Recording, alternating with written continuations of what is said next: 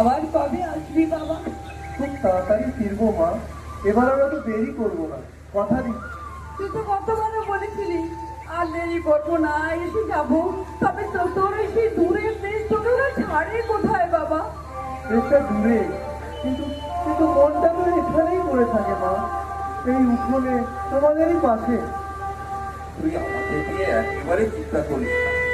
তুই নিজের খেয়াল রাখিস আর তুই নিজের স্বপ্নটাকে পুরো কর। আমরা আমরা দূরের থেকেই তোকে আশীর্বাদ করবো।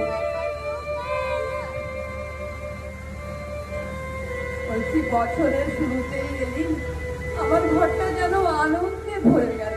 সারাটা ঘরের প্রত্যেক কোনায় যেন আনন্দ আনন্দ।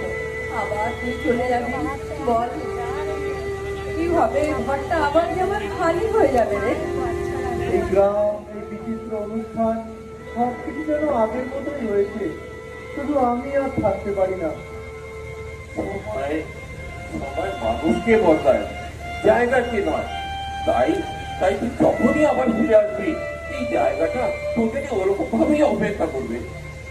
আমি যত দূরেই যাই না কেন, এই গ্রাম, এই মানুষ, এরাই আমার শক্তি।